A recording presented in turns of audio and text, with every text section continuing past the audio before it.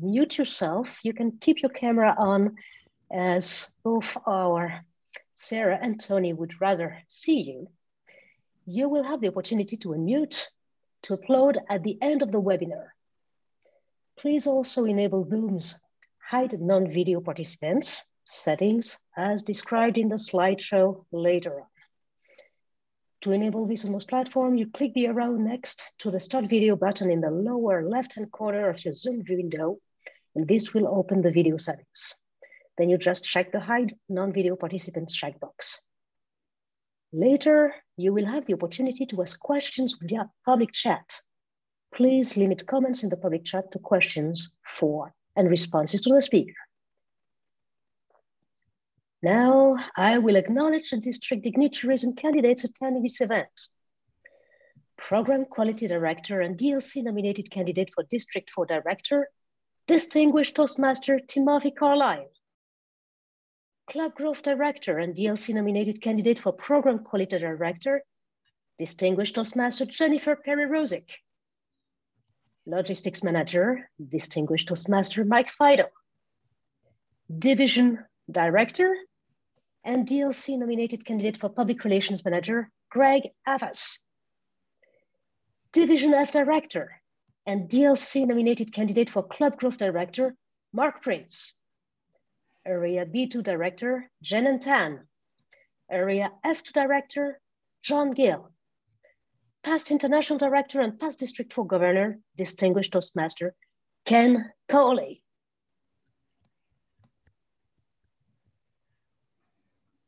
I would like now to introduce both our speakers. Sarah Kivel is a leadership and performance coach who works with executives and athletes. Sarah is a certified emotional intelligence meta coach and the founder of EI Focus, a nonprofit organization that trains women and girls in sports to be confident and powerful leaders. Tony Saccardi is a certified emotional intelligence coach and mindfulness trainer with 25 years of experience in the corporate world. Tony helps leaders understand the science of emotional intelligence so they can create a culture of trust, collaboration, and appreciation. Thank you. Welcome, Tony and Sarah. Thank you so much, Beatrice. I'm going to share my screen and now make sure this is working. All right. Are you able to see my screen? Yes. Okay, perfect.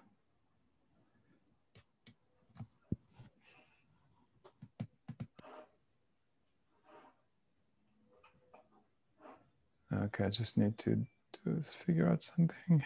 Here we go. All right. So welcome to our presentation today. It's a small crowd, so it's going to be very intimate. I hope we'll have a lot of time, for Q&A and working together. At first, we're going to, go through the presentation and bring up, some of the main foundational skills of emotional intelligence that we need in coaching and mentoring. So today, the topic is coaching and mentoring. So we're going to concentrate on that when we talk about emotional intelligence. So in the first one, before we start, we'd like you to share with us your biggest challenge in your current role this year. Like when you think about leadership and what you need to accomplish, especially when working with other people, what's your biggest challenge?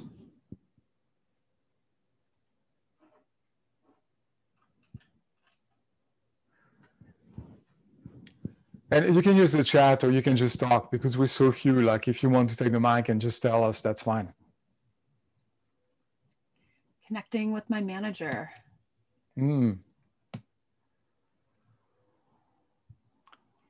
Getting team members to be prepared like that. Motivating others. This is perfect. That's exactly what we're going to talk about. Connecting with my daughter. Yes. Yeah. Teenager, I'm wondering, maybe.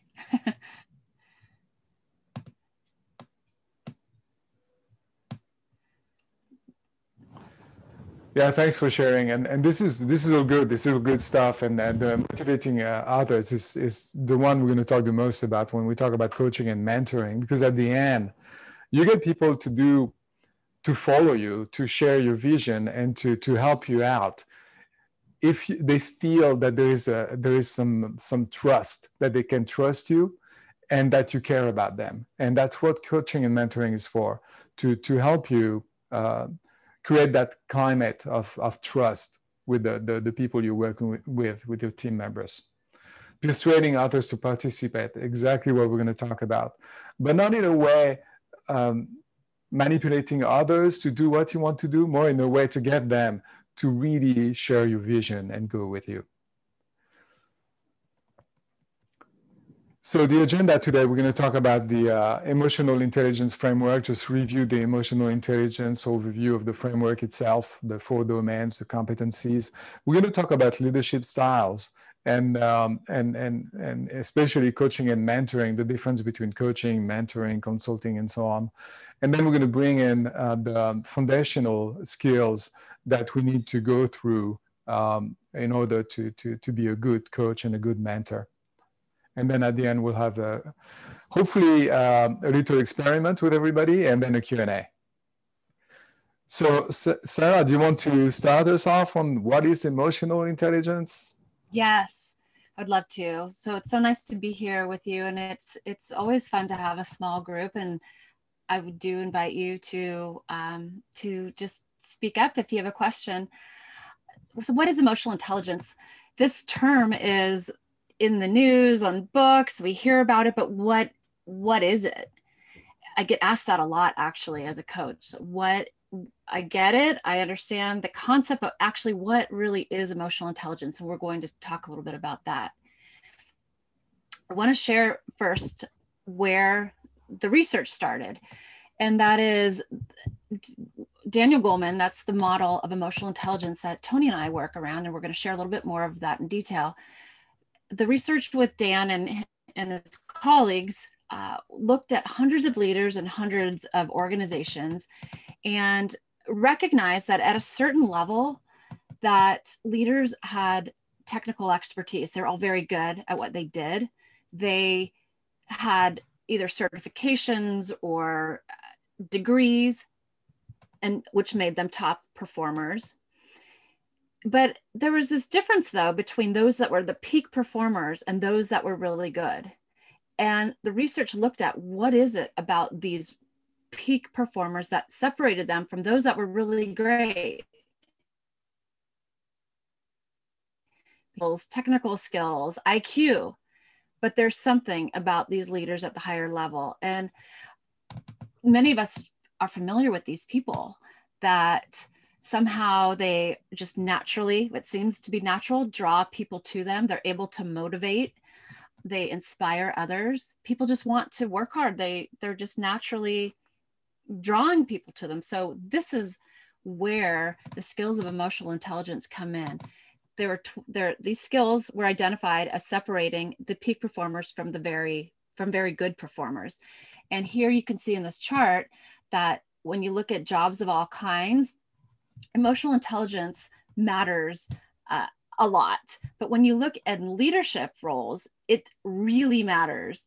And so this is the area that we're talking about, is emotional intelligence and leadership.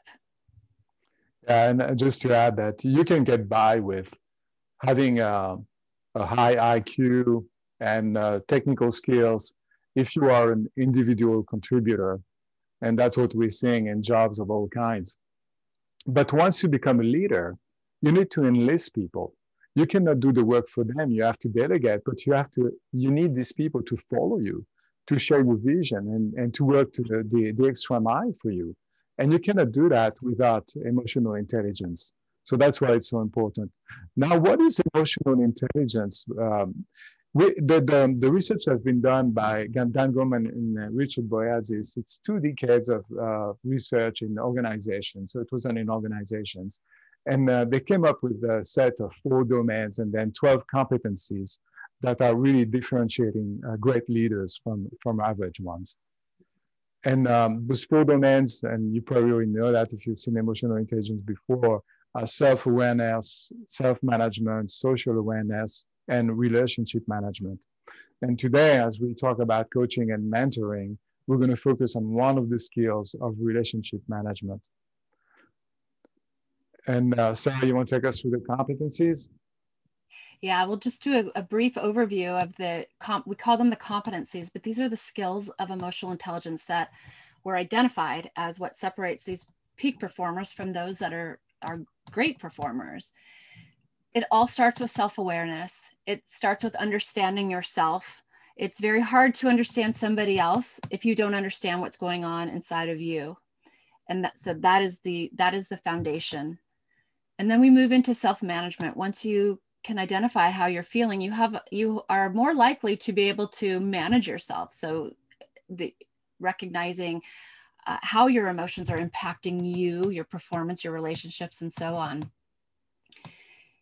Under self-management is also the ability to be adaptable, to go with the flow, especially when things are tough, and to stay positive when things are hard. Things don't always go our way, and how can we continue to stay motivated ourselves and keep focusing in on our goals? So that moves into the achievement orientation, understanding the bigger picture. Where am I headed? What's important to me? And I'm on a path to get there.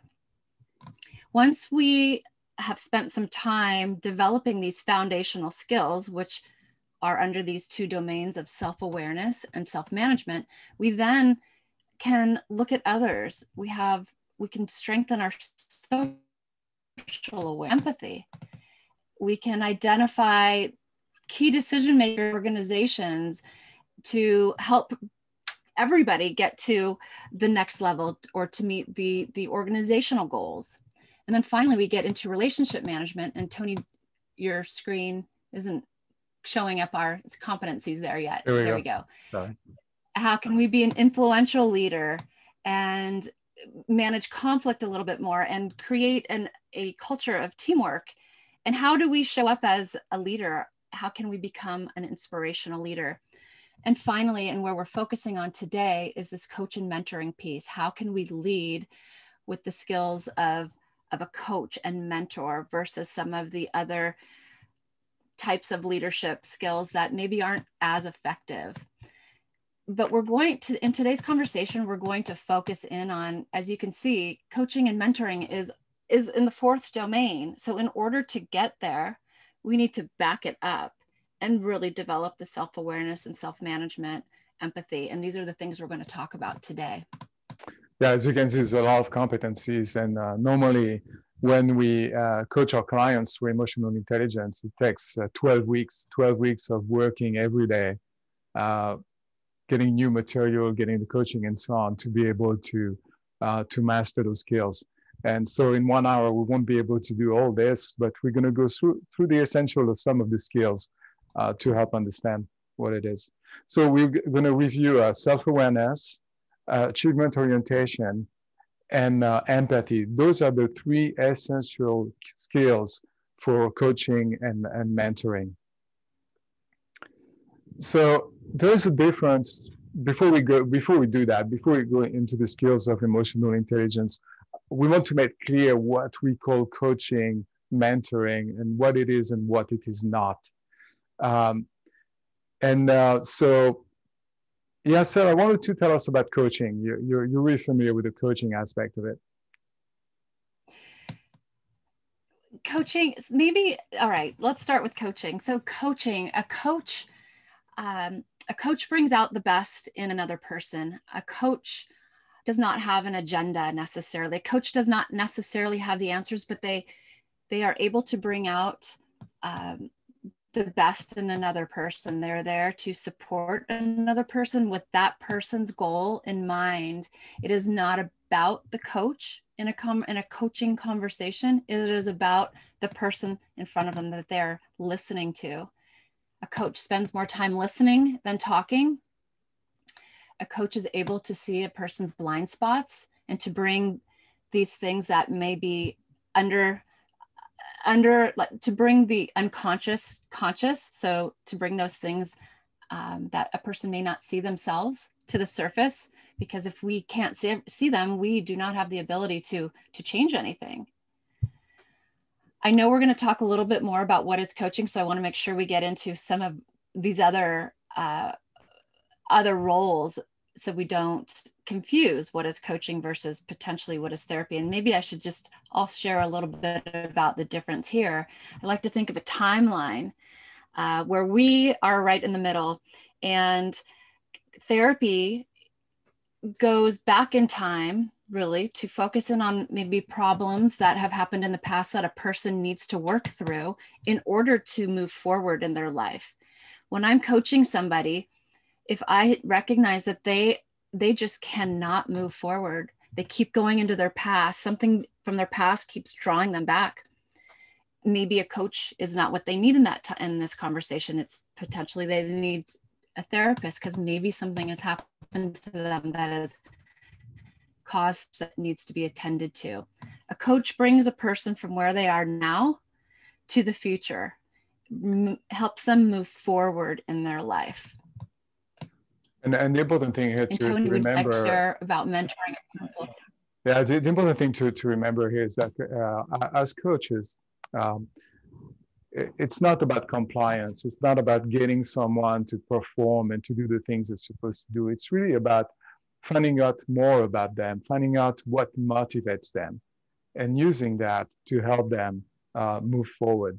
So when we talk about leadership and the style of leadership that we're talking about, coaching and mentoring, it's important, even if you're a manager, but especially if you're not a manager, if you're a leader and you don't have the hierarchy to back you up, you need to, if you cannot give a bonus, or if you cannot fire someone, or if you're going to do those things, you need to create that climate of trust.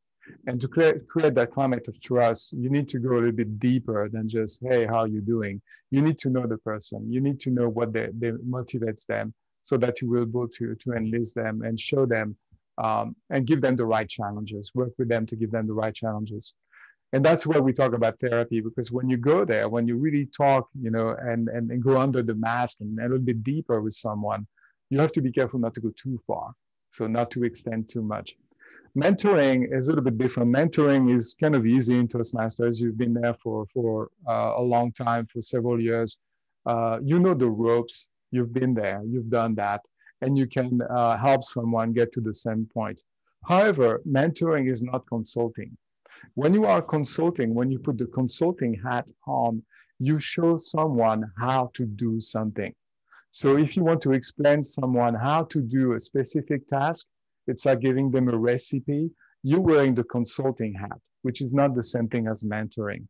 Mentoring is a bit broader. It's like taking someone under your wing and helping them climb to the place where you are. So you take them there, you show them what's possible, you show them what you have, you connect them with your own network. You do some of the things that only someone who is ahead of you can do for someone else. So there's a difference between coaching, mentoring, consulting, and therapy.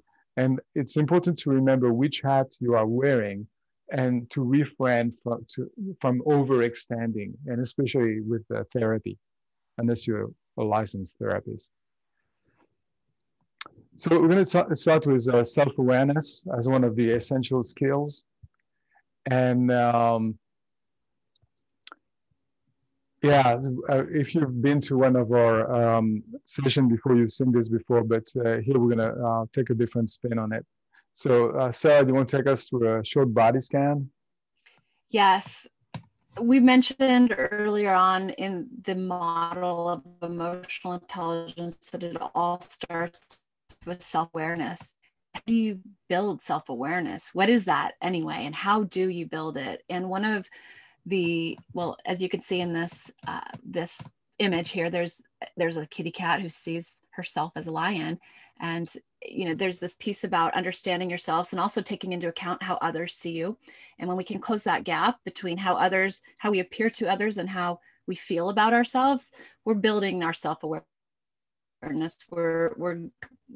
We're shrinking that gap so that how we show up is how we want to show up, and how others are seeing us.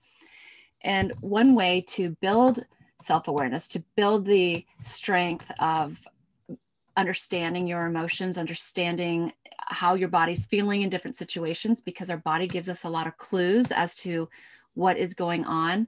And actually, it's interesting, our emotions show up as physical sensations in our body before they register in our brain as, oh, I'm nervous.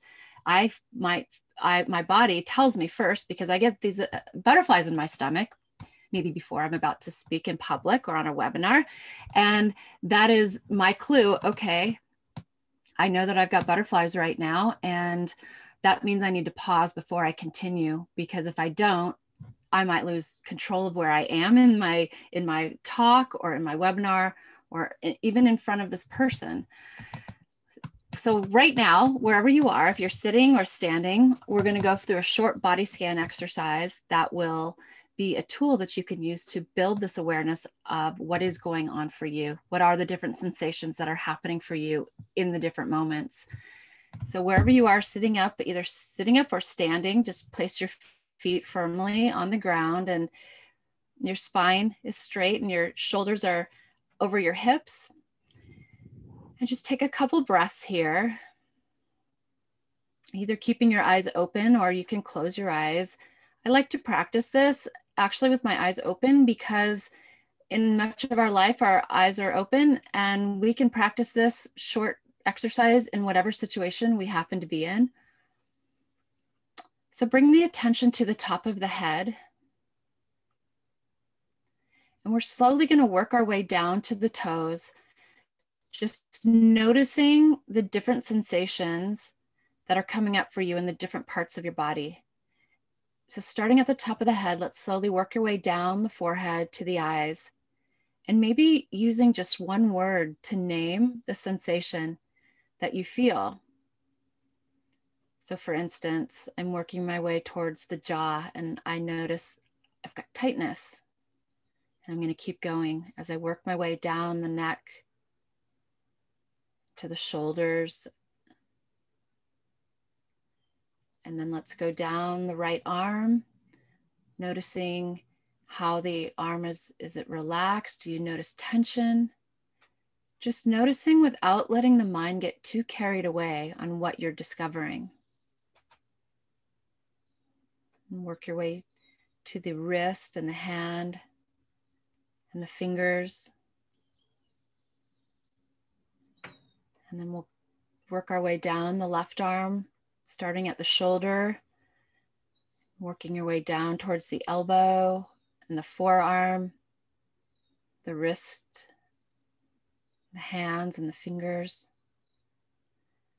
Notice when your mind starts to wander off, because it will, and just bring the attention back to the body. And let's bring our attention now towards the chest as we work our way down towards the legs. Noticing the different parts. Noticing maybe how's the posture? Are you still sitting upright? And slowly working your way down the legs, the front of the legs, the quads, and the knees, and your shin, down towards the ankles, the tops of the feet, and your toes.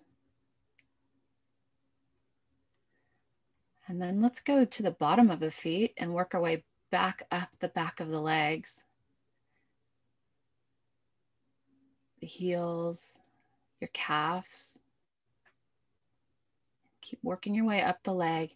And each time you notice that the mind starts to wander, it's like a bicep curl for focus. Bringing your attention back to your body is strengthening your focus.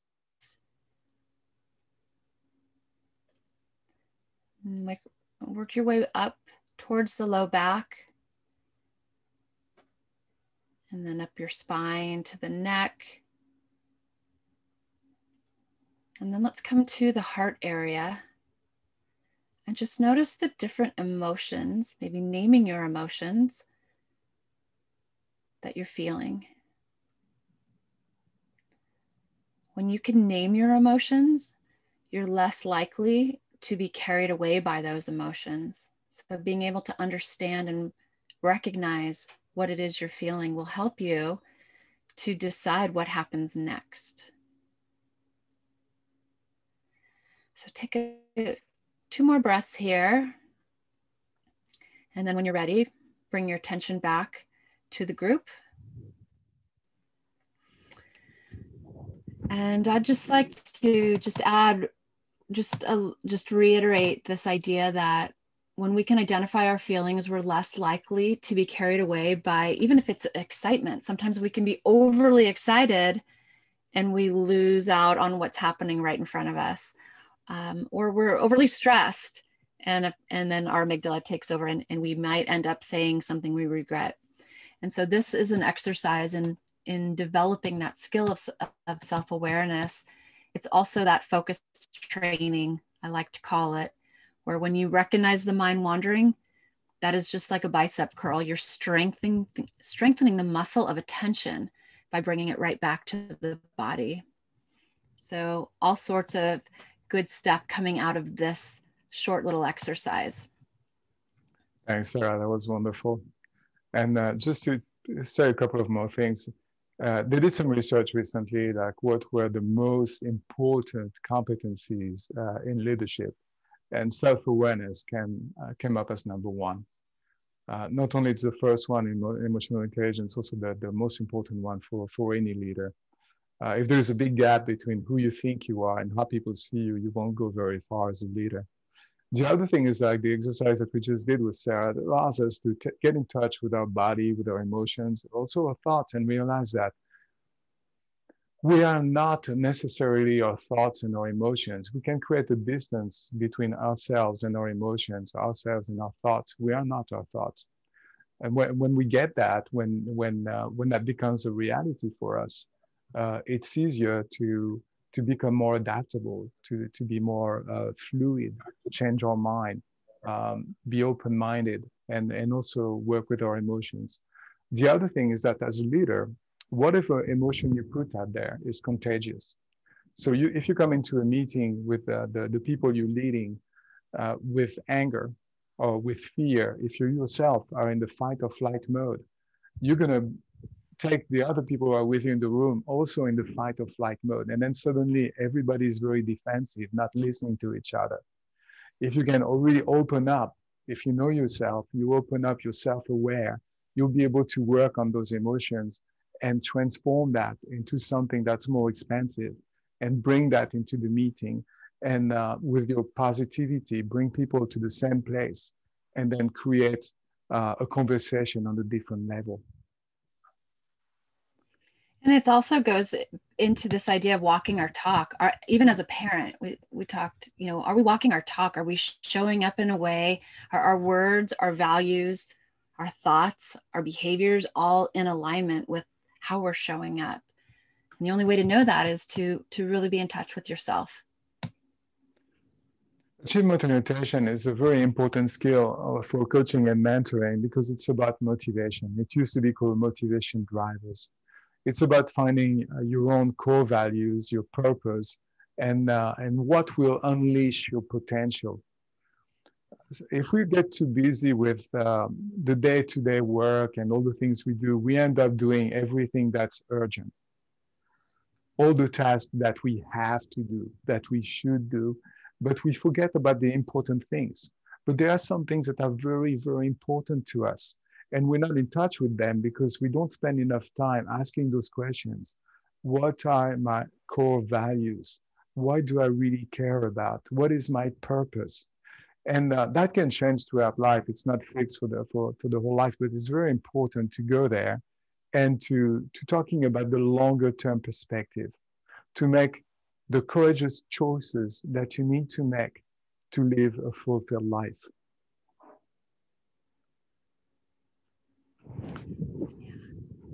Sarah, what else can we say about achievement orientation?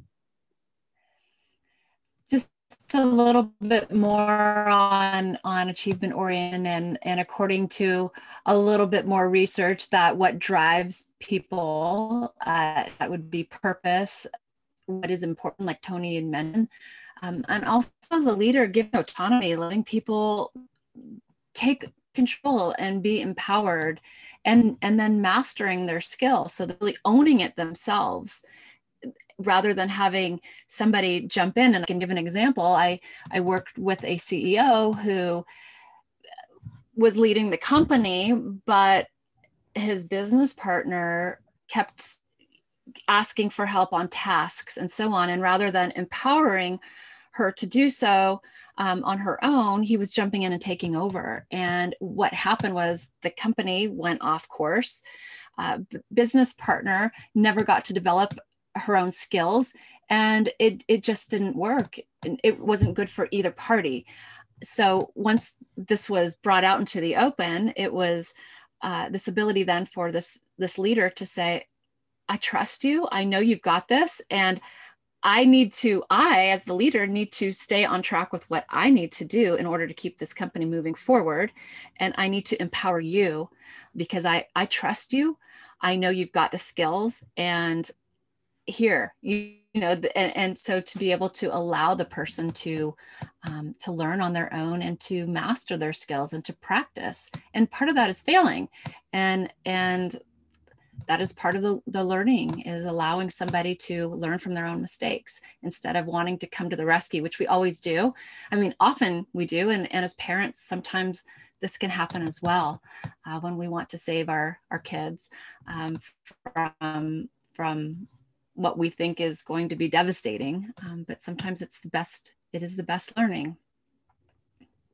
One analogy for coaching and mentoring is that you cannot climb the ladder to the next step unless you can put someone in your place. And it's very important to let people, like Sarah was saying, to give them a chance to learn. And in order to learn, they have to be able to fail. They need enough room. At the same time, just like in climbing here, as a coach and a mentor, you provide a rope, you provide the safety net. So you let people fail, you let them experience what it is to learn, because that's the way we learn. But you also provide the rope that they need to believe in themselves and to go to the next step and try something new for them. So being there for the team you're working with, and then knowing that you are there for them, that you care, and that you provide some kind of safety for them is very important. That's what creates trust. And that's what allows your team to go to work the extra mile, to do more than what they're supposed to do. One way to talk about motivation drivers, what motivates yourself and what motivates other people, is to think about the popular Ikigai. So we're talking about what you love doing, purpose, and so on. We talk about what you're good at, so that's your strength, what you are doing really well, your experience in the world, and so on. We talk about what the world needs. So in the circumstances, in the place where you are right now, what's needed. If you are with Toastmasters and you become an area director, you will think about club growth. You will think about how you can help those growth. That's what the world needs, right? And finally, the last circle is about what you will benefit from. Some people say it's what you get paid for. I like to think about what you will benefit from, because in Toastmasters, you don't get paid for what you're doing, but you still really benefit from it. So once you got all this, you know what you love, what you're good at, what the world needs, what you will benefit from, you can start making those smart choices in your life and do what's right for you. And as a mentor, as a coach, you want to discover this, what the people you are dealing with, what they love, what they are good at, and what they will benefit from. And once you know that, you can really help them. So once you develop that, you know your passion, you know your mission, you know what occupation, what you should be doing, and what your vocation is. And that totally changes the way you look at things. Empathy is this third skill that we need to talk about for leaders, for coaching and mentoring, and maybe the most important one in coaching and mentoring. Sarah, do you want to tell us a little bit about empathy? Yes, empathy is this another term that we hear a lot. We must have empathy, but it's so true. Empathy is at the heart of relationships. This idea that being able to put yourself in someone else's shoes, and there's the ability to understand how somebody feels in your mind. And there's the ability to develop, how I can feel how you feel. And then the final level of empathy is really compassion, where you're moved to do something to help somebody. And as a leader, compassion really is the greatest form of empathy. And listening is at the heart of it. How can you get to know somebody, and how can you discover those things that the questions Tony just posed in the previous slide? And it requires listening. It requires being present and being curious about another person to really get to know them, so that you can connect, so that you can understand. And listening is at the heart of it.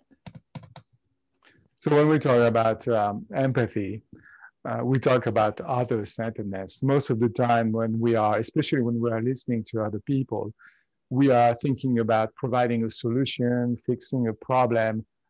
We wait for them to finish a sentence so we can talk. We're not even really listening to them, and we're not being curious about what's going on. Often that's a problem in communication at home with the people we live with, but also at work.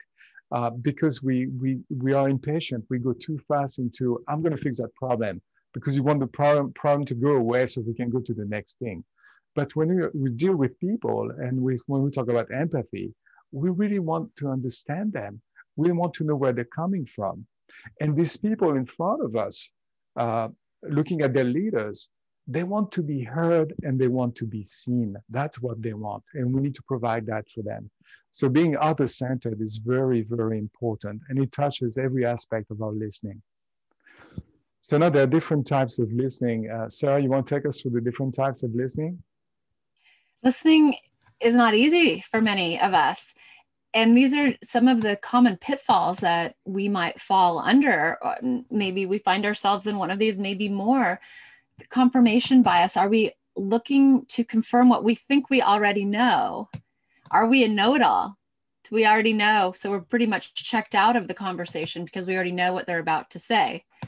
Are we an empty space filler? And this is really important, especially in leading as a coach. Are we trying to fill the empty space? And in Toastmasters, we try to allow for space in how we talk. It's the same with listening, allowing for space for ideas to develop. Are we an impatient interrupter? Do we want to interrupt every other sentence? Are we indifferent and apathetic? Do we really care? Are we actually there? Is our mind wandering somewhere else? Are we a contrarian? Are we always looking for something to counter what the person's saying? Or are we trying to find faults in what they're saying? And I invite you to think about these common pitfalls and think about how you show up when you are listening. And it starts again with the awareness, and maybe notice in your next conversation what might be happening for you when you're having these conversations that might be preventing you from truly connecting and truly getting to know the person you're talking to, or truly hearing what they have to say. Yeah, for a lot of people, this is a real mind opener to realize that we are in those spaces very often, and they're keeping us from really listening to someone. So I'm gonna move forward because I really want to get to the place where we do the exercise. But just to summarize what we talked about, coaching and mentoring is about finding out more about the people who can help you, knowing what motivates them, and finding out the right challenges for them. And when you can do that, it really works out. So I wanted to do. We want to do. Go ahead, Sarah. Sorry. Just real quick, being a coach, Tony and I are professional coaches. This is our full-time job. And so what we're talking about here is taking elements of what it means to be a coach and bringing it into leadership, because a coaching conversation can happen no matter where you stand in life. And so that's really what we're sharing, these elements of what makes a coach and how you can bring these skills to your conversations. So we wanted to do a coaching exercise, and it's a little bit too late to do the breakout rooms, and there aren't too many of us. So I think instead of doing that, we're going to ask for two brave volunteers to try that exercise with us live. So I'm going to stop sharing my screen for now, so we can see everyone. And if you're still there behind the camera, I will ask you if you want to come back so we can see you. And if you'd like to volunteer, simply unmute yourself and let us know. I'd love to volunteer. Okay, we got one, so wonderful. We need one more.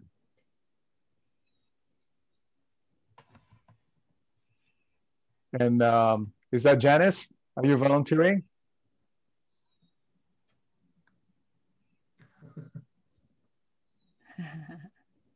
Just unmute. Oh, I can see Janice. Perfect. Hi, Janice. So you unmute, Janice. Okay. Not anymore. Wonderful. All righty. Uh-oh. So Okay, Janice, I'm here. Okay, here she is. Wonderful. So that's great. So here's what we wanted to do. You get 2 minutes of coaching. So Stephen, you're going to start. You're going to be the coach, and Janice, you're going to be like a team member. You're going to be someone from Stephen's team. And Stephen, what you're going to do is that you're going to ask Janice open-ended question to figure out what our motivational drivers are. You want to know what motivates her, what's important to her, what will make her move, what will make her get up in the morning. Don't go into the why. Don't go into the questions that are closing the conversation. Keep it open by asking the what questions, the how questions. And try to find out as much as possible about Janice that you could think when you have something in mind, yeah, she's the right person and this is how I need to talk with her. Got it? Okay, yeah. So you got 2 minutes, and I will time this to find out everything you can find out about Janice. Do I have to be nice or can I be real troublesome? Be yourself. Whatever that means. That would be troublesome there. All right, go for it, Stephen. Be as troublesome as you are naturally then. Oh, dear. So, hi, Janice. Hello. Thanks for applying for this position. I was just wondering how you're, what you're really interested in. What are you excited about? Are we talking about work or we're talking about home life? Anything. Both. I'm a little interested in people, I guess. I like to see what, I think that I would ask them what they read, and that usually tells me what kind of a person that person is. And what is it that interests you most about people? What they read. And if they don't really read much, what else is it that would interest you most about people? Probably what they do outside on other hours. They have 24 hours in a day. What do they do to fill the hours? And what do you do to fill most of your hours? At this point in time, a lot of Zoom meetings. Other days, I be reading. And what do you like better, reading or the Zoom meetings? Reading, of course. And what do you read?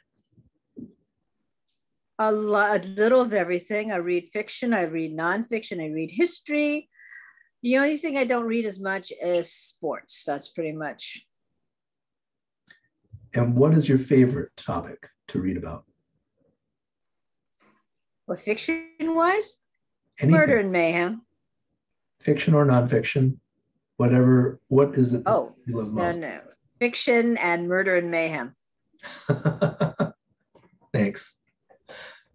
Thank you so much. I think Timer gave us the rating. That was absolutely wonderful. That was great. Still, you're a natural.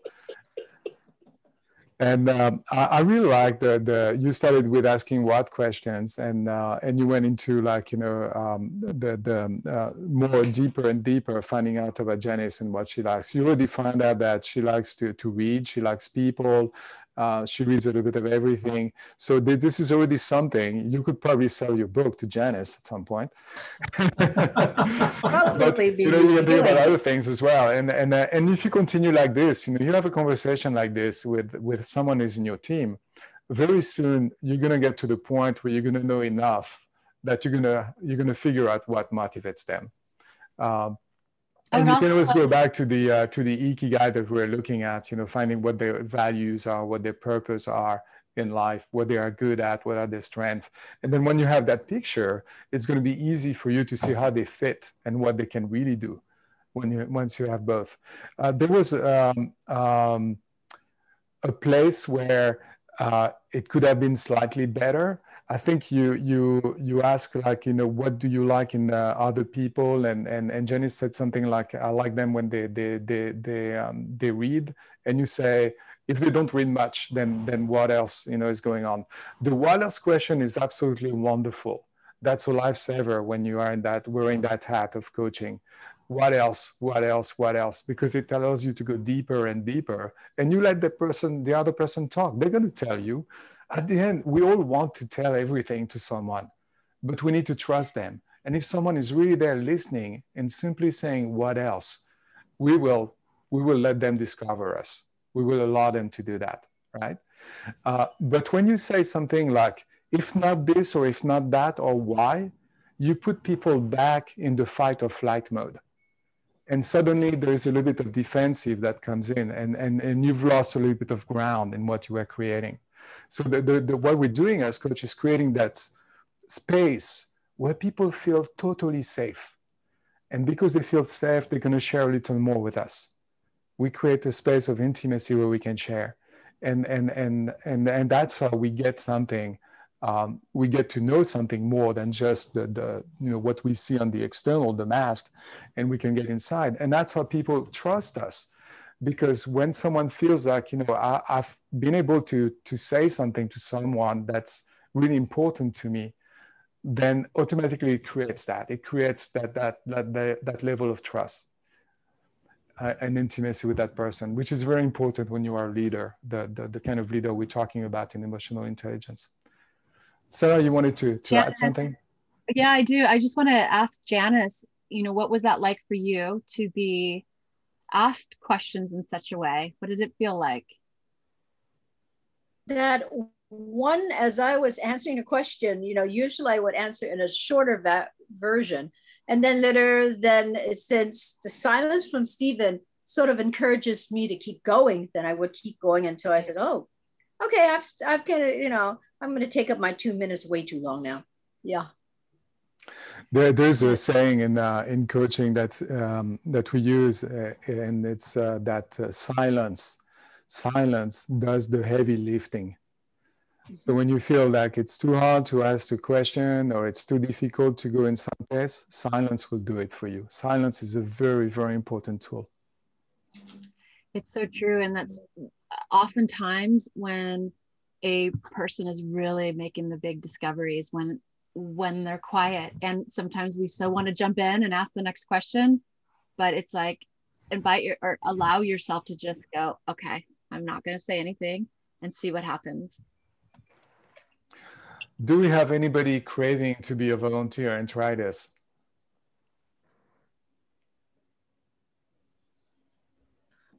Oh, Tony, I was just wondering, what does the ikigai, is an acronym for something? Or it's a Japanese term okay. that means something about purpose and so on. It's been used. Someone took that term and used it in the way we showed it today. It's known as Ikigai when you go Google it or you try to find out about it. Okay.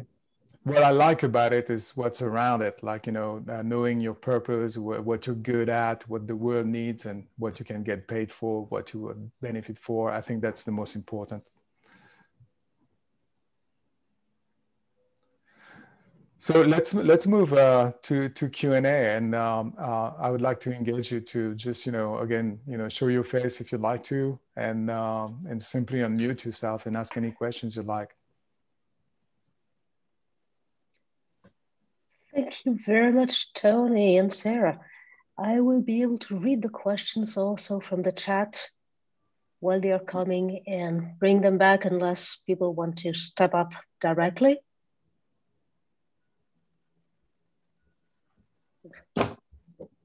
Okay. We have any questions coming right now? I don't see anything in the chat. Should we chat directly to you then, Beatrice, or? Oh, you can talk. I think it's you can just ask a question. It's a small enough group that you can go directly without any filters. Yeah. Okay. So, all right. So this, as I was saying in the chat, connecting with my daughter, and she's not really a teenager anymore, though I think emotionally she is. So, and granted, we have kind of a history. So from a personal standpoint, we have had a bad relationship, and she's kind of turned off listening to me. So how do I get her to listen so that we can actually open a dialogue again? And of course, we would ask plenty of questions, Stephen. If we were coaching you in real life, we would go deep and ask a lot of questions about what's going on. But here, for the sake of everyone who is here and listening to us, and to bring it back to what we're talking about coaching and mentoring, it's important to, as a coach, to listen more and talk less. And I don't know how that will work for you, but if there is an opportunity for you with your daughter to sit down and let her talk and listen without interruption and taking it in, and simply showing her that you are listening, and that you are not trying to change something or fixing the problem or whatever, that you are simply listening to a story, that's a big step forward in kindling or reigniting a relationship. Fair enough.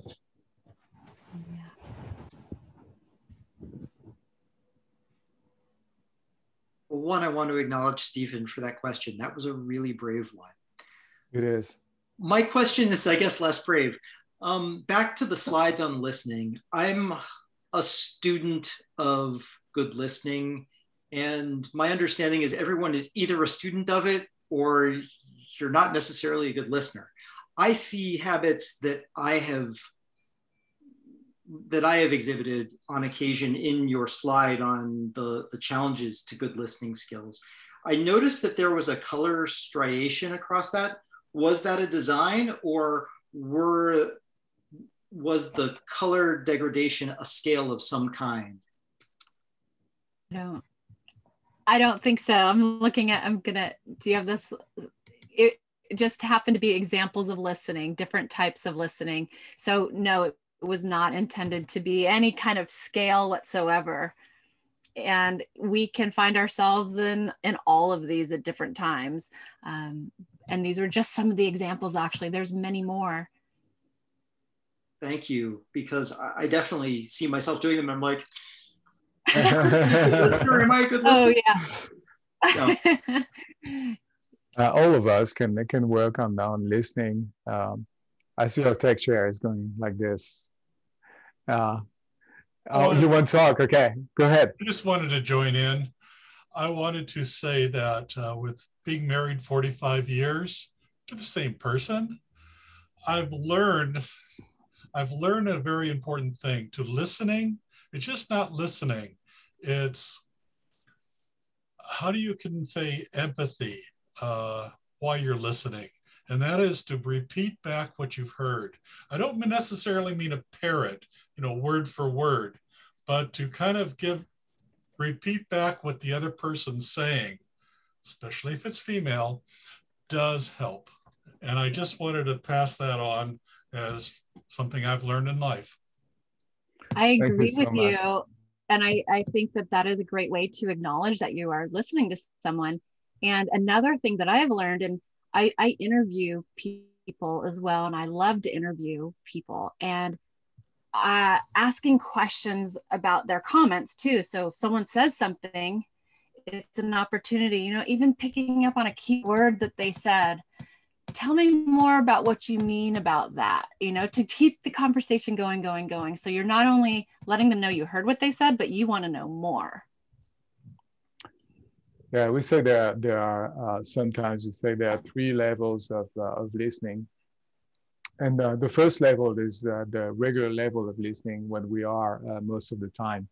That's the level of listening where we are, our mind is wandering, we're trying to fix the problem, we think about the solution, and we're not really trying to know more. That's the regular level of listening. Level 2 is when you really listen to the other person and you don't let your mind come into the picture. You become other-centered. You care about the other person. You really listen to what they're saying, to their words.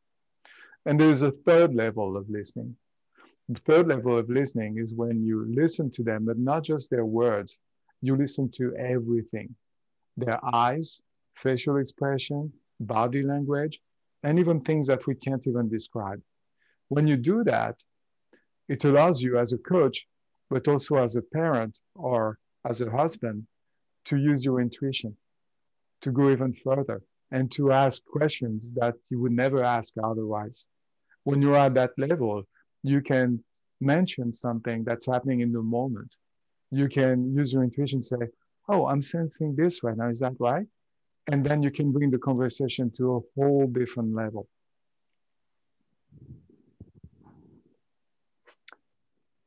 Just one word of caution is like when you use your intuition, know that sometimes it's right and sometimes it's wrong. Don't put too much into it. It's simply something that happens that could be right or that could be wrong. But offering your intuition to someone when you listen to them can be very powerful. Tony, I have a question also. I have noticed in my personal life how trust begets trust. And when you share something you're struggling with that might be pretty personal, usually it gives an open door to the other person to share something personal also. How does that work in the corporate world? Do you see leaders making themselves vulnerable enough to share their own struggles? Some of the best leaders make themselves vulnerable. We had a very good example today, Stephen, sharing with us some of his personal life. He made himself vulnerable. And I think who here would not, take Stephen for a beer and talk with him? I mean, we all feel something, right? And that's what a leader does. They put themselves in a space where they are vulnerable, and it brings people to them. A good way to do it, if you cannot do it on such a scale, it's to use a lot of humor, to make fun of yourself. That's really helpful. That makes yourself vulnerable on a smaller scale, but it's very efficient as well. And it depends also when you talk about the corporate world. You have to be careful. You have to navigate that world, and know where it's safe and where it's not too safe. Sometimes you may give out some information to someone and they could use it against you. So you have to be careful who you talk to. But when you have a team, you have team members and they're working with you day after day, you spend 8 hours every day, 5 days a week with them. I think it really pays off to create that climate where people can be vulnerable. And as a leader, you show the example.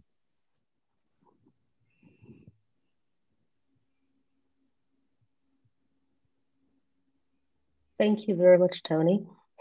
Thank you. Great question. Do we have any more questions? Because I think we are reaching the time when we need to wrap up.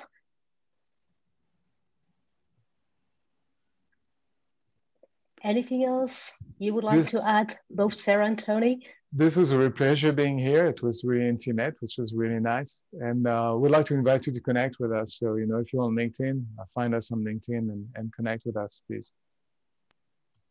Thank you so much. This was an excellent session. Thank you. Thank you so much for inviting us here and for sharing and that vulnerability in the beginning. It actually, it's a perfect example of how it eases nerves and brings connection instantly. So pleasure getting to know you before we even started. And now we'll turn off the recording and we can sit down and just chat. Cool. Everybody, you're so welcome to turn on your video and engage with us, each other.